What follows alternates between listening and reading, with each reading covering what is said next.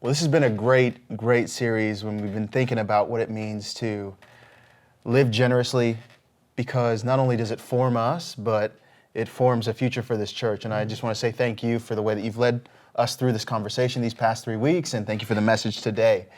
And the story that I love that you shared about your son and this sand dollar, this broken sand dollar. It's broken, it's imperfect, and in a lot of ways, it's like our generosity, the resources that we have and what we can bring. We always feel like what we have it's broken, it's imperfect, it's not polished, but maybe if you're new to thinking about what it means to be really generous with your church, with your resources, what are some practical things that we can do to be generous with these broken, beautiful, imperfect things like that sand dollar? Yeah, I mean, I think it starts with understanding that what you have to bring, like it's so easy to only look at the brokenness, right? Like it's so easy to look at this thing's not full or whole or complete. Someone else has something better, has more to offer, or whatever. Yeah. And I think that's one of the things I learned from the way that Zekiah still to this day looks at it. He's like, Dad, don't touch my sandal or you're gonna break it. And I'm like, no, it's broken. Like, I don't know what you're talking about, but he loves it, he values it, he cherishes it. And I think that could be a lesson for us, is like what we bring, like understand without comparison. We go, no, this is what I have, and I'm offering it to you. Like if Zekiah ever wanted to give that to someone as a gift, it would be like a special gift, right? It wouldn't be this like, I'm sorry. Yeah. It's, no, this is something I treasure, and I'm giving it to you. And so I think that's like first shifting how we view things, and reorienting how we view things, and then practically, I think it's just prayerfully considering where God's leading you and how God's moving. I think it's hard to go, if you do this, this, and this. I think that's when churches have gotten themselves into trouble in the past. But it's like, hey, I think God calls us to be generous.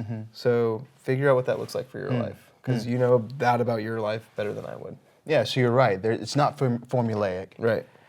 And there's this really beautiful component of the resources that we have, they mean something to us in the same way for Zekiah, that sand dollar, it meant something to him. And so I love what you say. Him giving it would have meant him giving something that was valuable to him. For sure. Which leads me into this next question, where you compare this relationship between money and trust, and how what God is really teaching us to do is he's teaching us how to trust him with something that we value. Yeah. And so, again, if you're new here, what's one way that God can take the resources that we have to increase trust in him? Yeah, I mean, I think it starts when you start to trust God with something that is like, it's necessary, right? Like we need money to pay our bills, live in homes, buy food, all the things, right? So it's a necessity.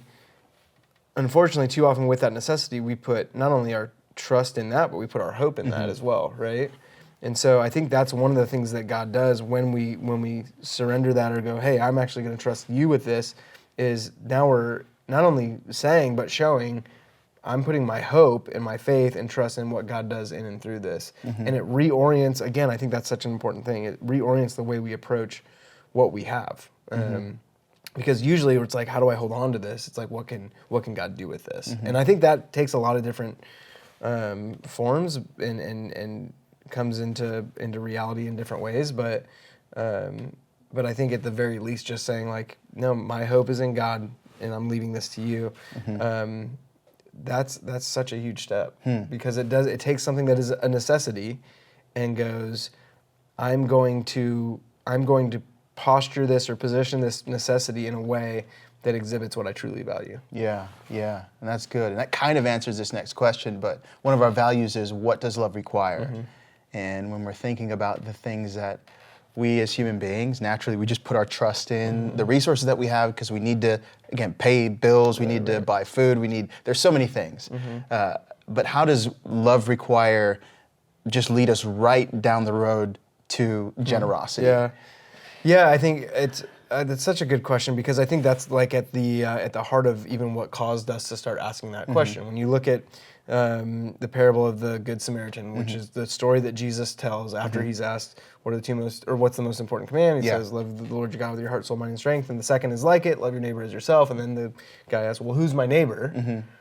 And he tells the story of the Good Samaritan, and it's essentially, I mean, we don't need to unpack the whole thing, but when it comes down to it, it's a guy who, regardless of what people groups, how his people group were treated by the hurting person's people group, and all the other social things that were messy going on in there, that guy saw a need and he met it.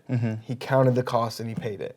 And I think, to answer your question, that's what love requires of us. You see a need, you meet it. You count the cost, you pay it. That's something that I've tried to live by. I don't always do it perfectly, but I think that's one way where, if we really want to ask ourselves that question all the time, what does love require? There will be moments where, when you see a need, love requires that you meet that need. When you count the cost, love requires that you pay that cost. So I'm so glad that we as a church are increasing our momentum towards that direction. And so thank you for those answers, Steve. And now, church, I want you to imagine what could happen if every single one of us took a small step towards generosity this week. Not waiting until we have more, but trusting God with what is already in our hands. If we did that, I believe that our communities would overflow with compassion and creativity. God would use us to make sure that the needs of those around us are met before anyone even had to ask. People who feel forgotten would know that they matter. We'd become this living sign of God's abundance in a world that keeps saying, there's not enough. So here's my invitation to you. Take one step this week. Give something, share something, encourage someone, open your hands and see what God can multiply. Because when we live with open hands, God turns really ordinary moments into miracles of overflow. And let me leave you with a question here on the screen that you can use to go a little further into exploring these truths. We'll leave it up for a few minutes. And I want you to turn to someone, or just attempt to answer it, or answer it in the chat with others who attend Church Online with you, or throw it in a group text and just talk about it with friends, or write it at the top of the page for today's journal entry. Here it is. What would change in your life and in the lives of those around you if you started trusting that what you already have is enough for God to do something extraordinary?